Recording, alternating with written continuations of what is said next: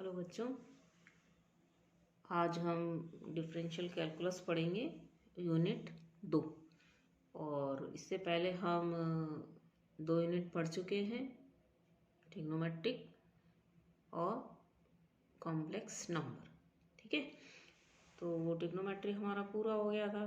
मैंने आपको कुछ काम भी ट्रिग्नोमेट्री के लिए आपको दिया था कि जो भी मैंने लेक्चर आपको दिए हैं उनमें जो क्वेश्चंस मैंने सॉल्व कराए हैं उनको आप एक अलग से मैथमेटिक्स का नोटबुक बनाएं, रजिस्टर बनाएं और उसमें उन सारे क्वेश्चंस को साफ़ सुथरे तरीके से अच्छे से सॉल्व करें, समझ करके करें। कोई परेशानी आती है तो आप मुझसे संपर्क करें।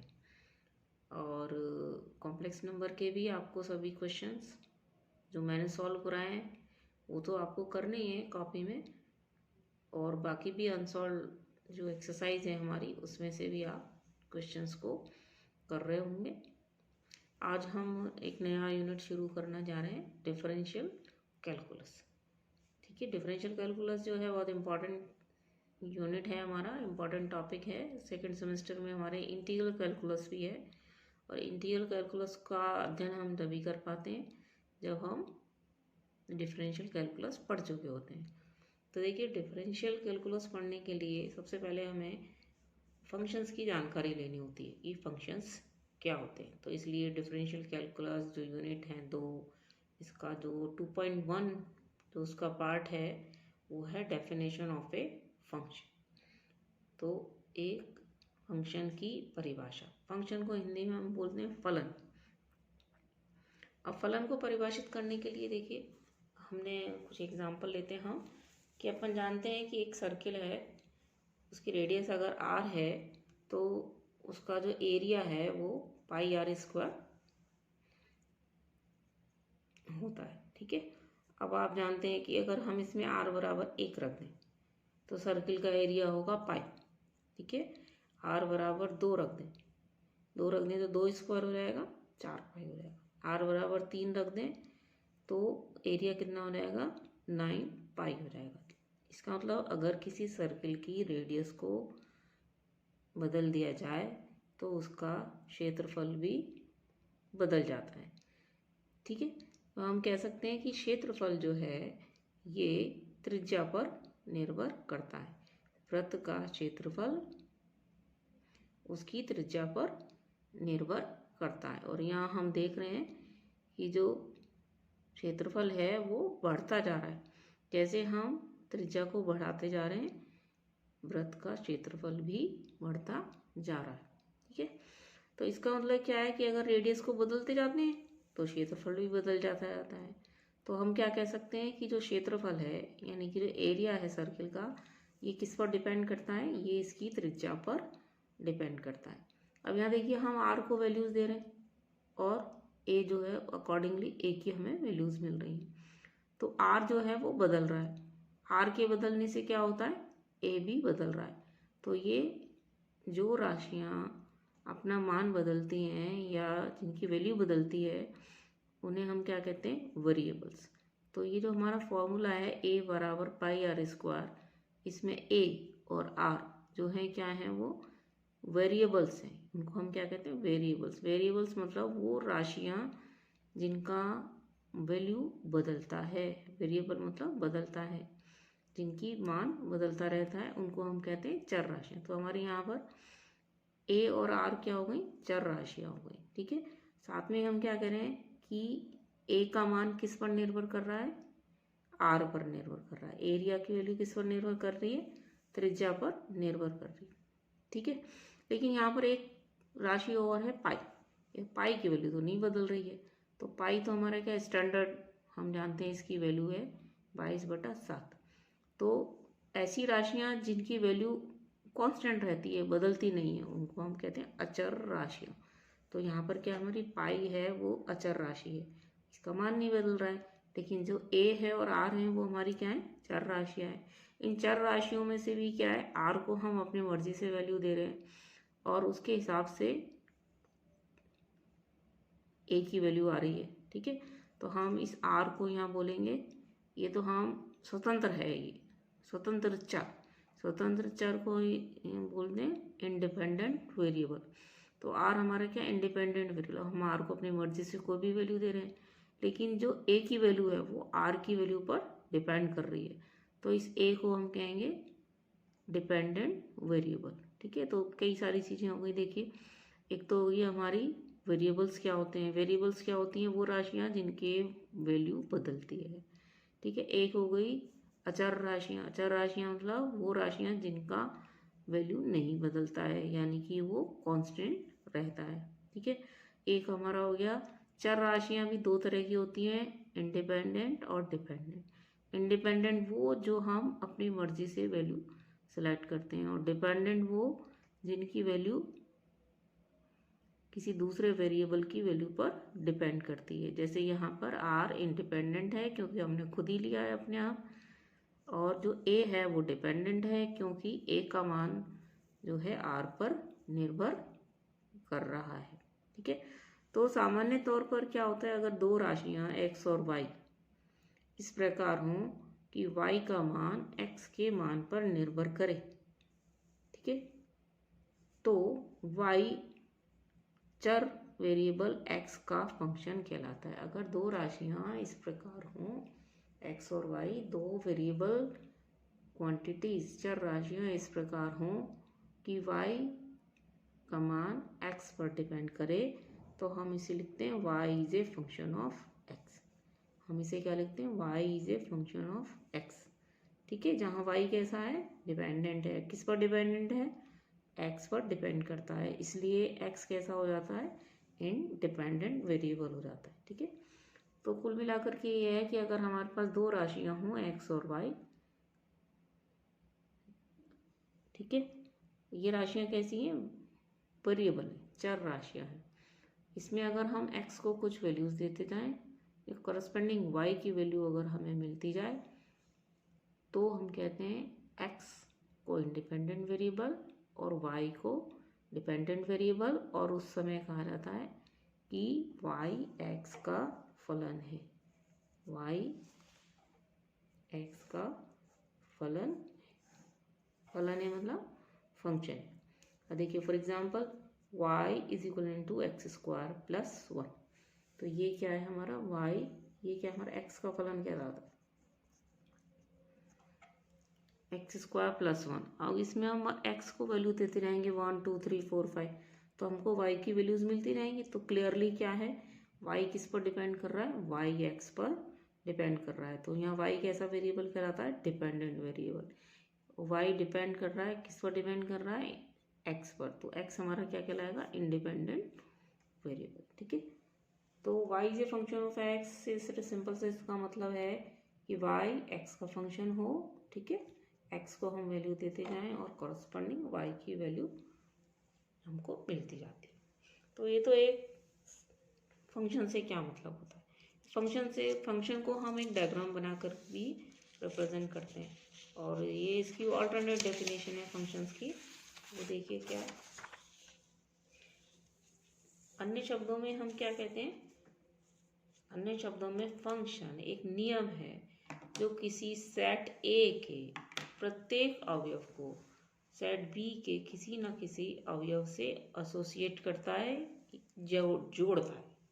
एसोसिएट करता है से मतलब जोड़ता है, यानी कि आपके पास दो सेट हैं A और B, इस A सेट में जितने भी एलिमेंट्स हैं उन सारे एलिमेंट्स को ये नियम F B सेट के किसी न किसी एलिमेंट से जोड़ता है। तो देखिए x1 को मान लीजिए y1 से जोड़ रहे हैं, तो x1 y1 से जुड़ता है, तो हम कहते हैं x1 की जो इमेज है अंडर f, यानी कि f ऑफ x1 वो अगर y1 है, x2 जिससे जुड़ता है वो y2 है, यानी कि f ऑफ x2 जो है y2 है, और इसी तरह से ये है हमारा x3। ठीक है, और x3 का जो इधर जिस x3 जिससे एसोसिएट हो रहा है वो है f ऑफ x3, इसको अगर हम y3 कहें, तो ये इस सेट में जितने भी एलिमेंट हैं उन सब की यहाँ इसको हम क्या बोलते हैं, इमेजेस होनी चाहिए, f इमेजेस होनी चाहिए। ठीक है। और इधर कोई एलिमेंट ऐसा नहीं होना चाहिए जिसकी यहाँ इमेज ना हो। और इस सेट में लेकिन कुछ ऐसे एलिमेंट्स रह सकते हैं जो इधर के किसी भी एलिमेंट की इमेज ना हो। तो ज़रूरी क्या होता है, ए सेट के प्रत्येक अवयव का बी सेट में कोई ना कोई एफ इमेज होना चाहिए, यानी कि वो किसी ना किसी एलिमेंट से एसोसिएटेड होने चाहिए। ठीक है। तो हम इस ए सेट को हम बोलते हैं इस फंक्शन का डोमेन या प्रांत, और बी सेट को हम बोलते हैं इस फंक्शन का सहप्रांत या कोडोमेन। ठीक है। और ये जो इमेजेस हैं इनकी x1, x2 और x3 की, f of x1, f of x2 और f ऑफ x3, इसको हम बोलते हैं रेंज या परिसर। ठीक है। तो इस रेंज क्या है, इस फंक्शन की रेंज क्या है, रेंज है ये 3 elements, f of x1, f of x2, f of x3। इनको हम f इमेजेस भी बोलते हैं या f इमेजेस का सेट भी बोलते हैं। ठीक है। और ये जो रेंज है ये इस बी सेट का एक सबसेट होता है, या तो इसके बराबर ही होता है पूरा की पूरा, या इसका एक सबसेट होता है। ठीक है। तो ये ऑल्टरनेट डेफिनेशन है इसकी। तो फंक्शन क्या है, एक रूल है जो ए सेट के प्रत्येक अवयव को बी सेट के किसी ना किसी अवयव से जोड़ता है। तो आगे देखिए, क्लासिफिकेशन। फलन कितने तरह के होते हैं, उनको हम कैसे उनका हम वर्गीकरण करते हैं। तो फलन कितने प्रकार के होते हैं, फलन डिफरेंट टाइप के फंक्शंस होते हैं। देखिए, एक है बीजीय फलन। बीजीय फलन को इंग्लिश में बोलते हैं एल्जेब्राइक फंक्शन।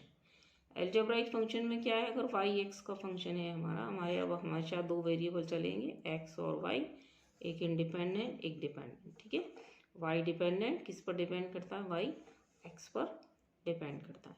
तो देखिए, ये जो फंक्शन है x square plus x plus 1, ठीक है, जो एक्स हमारा क्या है, वेरिएबल है, या x square plus 1 upon x cube plus 2x square plus 1, ये जो हमारे सारे हैं इसमें सिर्फ एक्स होता है, वो हमारा क्या कहलाता है, बीजीय फलन। तो बीजीय फलन में भी क्या होता है, बीजीय फलन या एल्जेब्राइक फंक्शन, तो इसमें तो ये सिंपल पॉलिनोमियल है एक, लेकिन इसमें क्या है, इसको क्योंकि ये पी अपॉन क्यू की फॉर्म में है, इसको कहते हैं परिमेय बीजीय फलन। ठीक है। और परिमेय बीजीय फलन को हम इंग्लिश में बोलते हैं rational algebraic function,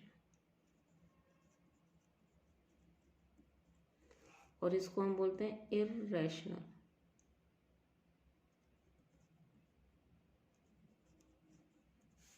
algebraic function.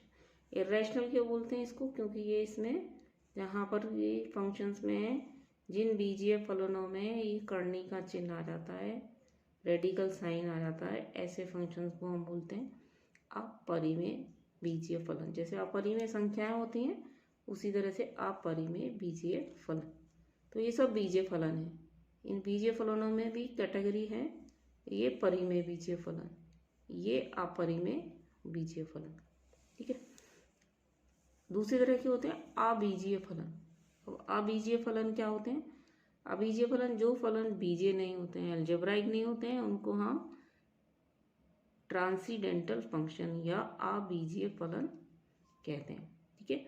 जैसे एफ एक्स बराबर sine x, function of x क्या हो, साइन एक्स हो, या ई की पावर एक्स हो, या लॉग एक्स हो, या साइन इनवर्स हो। ठीक है। तो जो फंक्शंस बीजीय नहीं होते हैं, तो बीजीय फंक्शंस के अलावा जो अन्य फंक्शंस होते हैं उनको हम बोलते हैं ट्रांसीडेंटल फंक्शन या बीजीय फलन। ठीक है। इसको कहते हैं ट्रिग्नोमेट्रिकल फंक्शन, इसको कहते हैं एक्सपोनेंशियल फंक्शन, इसको कहते हैं लॉगरिथमिक फंक्शन, इनको कहते हैं इनवर्स ट्रिग्नोमेट्रिकल फंक्शन। तो डिफरेंट टाइप के फंक्शंस होते हैं ये। और देखिए आगे,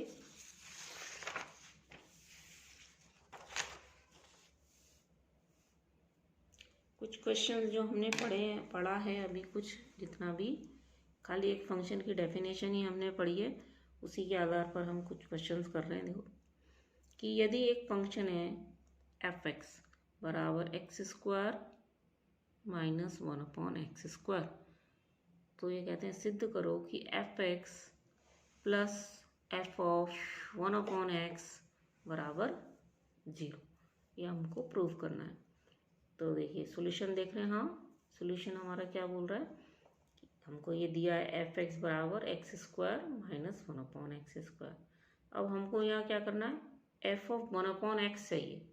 तो एफ ऑफ 1/x हमने निकाला, तो ये तो है हमारा एफ एक्स।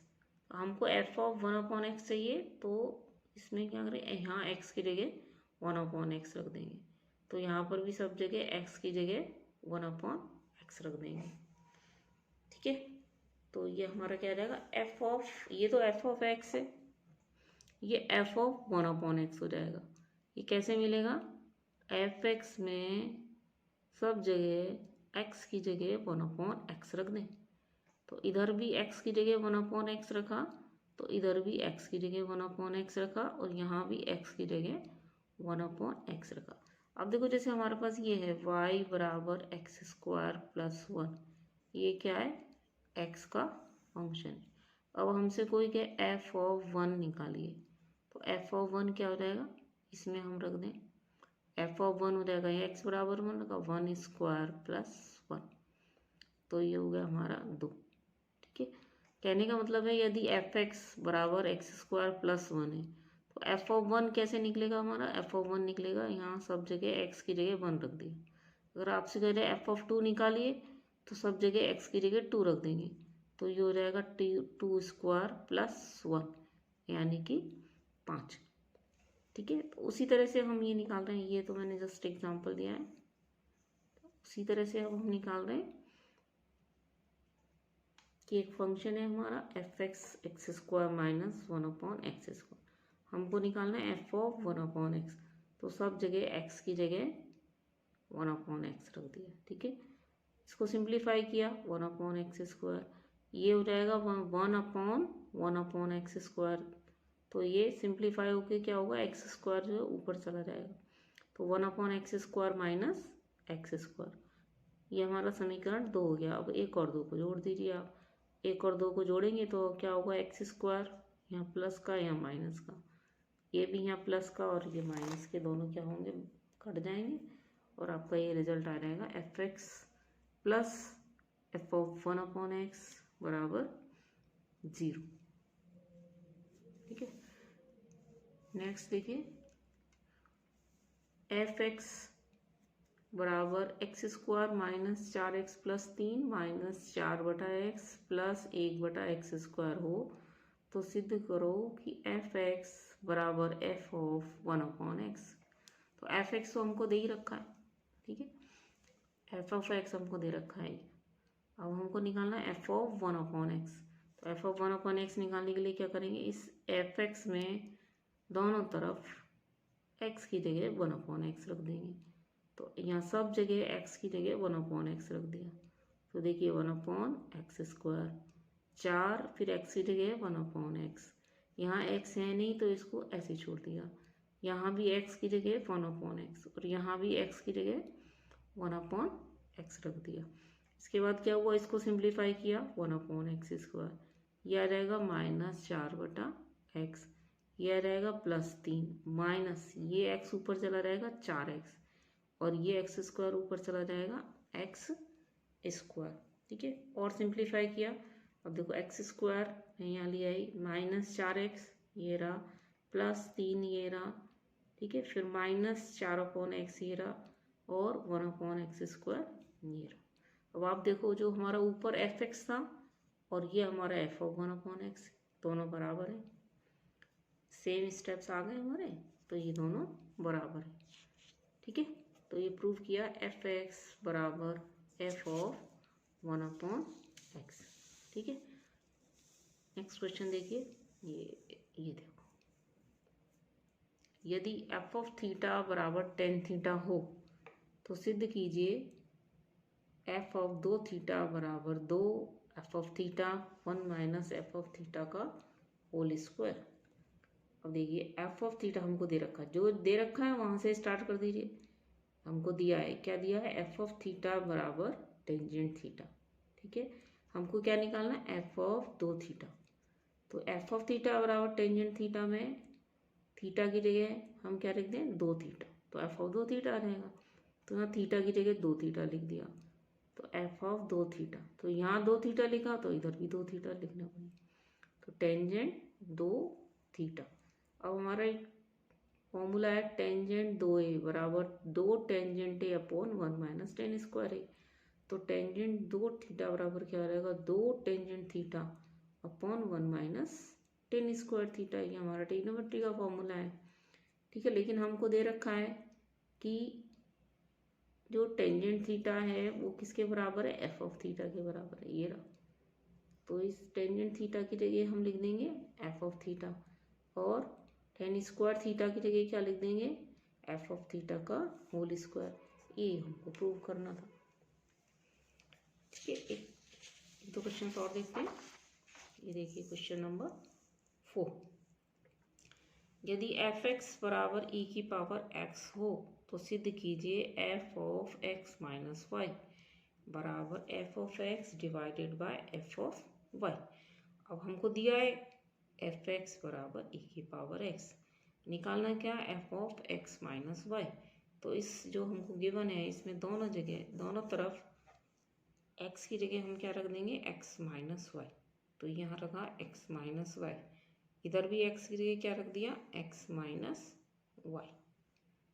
ठीक है, अब ये घातांकों के नियम है हमारे, उस नियमों से हमने लगाया ई की पावर एक्स माइनस वाई बराबर ई की पावर एक्स इंटू ई की पावर माइनस वाई।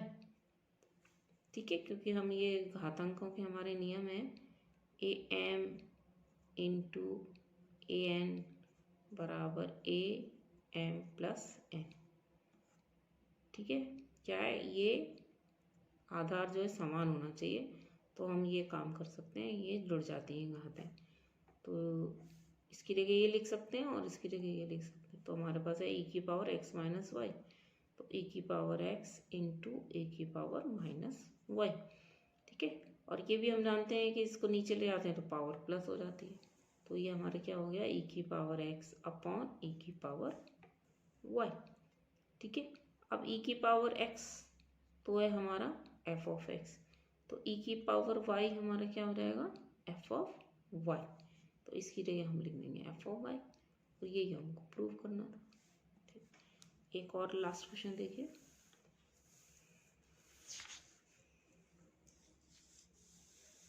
यदि एफ एक्स बराबर x upon x minus one हो तो सिद्ध कीजिए कि एफ वाई बराबर एक्स। देखिए एफ ऑफ एक्स, सवाल को अच्छी तरह समझिए, एफ एक्स बराबर x upon x minus one बराबर वाई हो, फंक्शन ऑफ एक्स क्या है, x upon x minus one बराबर वाई हो, तो सिद्ध कीजिए कि एफ ऑफ वाई बराबर एक्स होगा। एफ एक्स बराबर तो वाई है, तो इस प्रूफ कराना एफ ऑफ वाई बराबर एक्स होगा यदि एफ एक्स इतना हो। तो जो दिया है वहीं से शुरू करना होता है हमको। तो ये हमको दिया है एफ एक्स बराबर x upon x minus one और ये इक्वल टू वाई। ठीक है, हमने इसको सिंप्लीफाई किया, एक्स बराबर y into x minus one, ये एक्स वाई माइनस वाई। ठीक है, फिर वाई इधर ले आए, एक्स वाई और एक्स को उधर ले गए। ठीक है, इन दोनों में से एक्स कॉमन लिया, तो ये हमारा क्या हो गया, एक्स कॉमन लिया तो ये हो गया वाई माइनस वन। ठीक है, फिर एक्स बराबर क्या हो गया, y upon y minus one. ये हमारा समीकरण, हमने इसको 2 कह दिया है।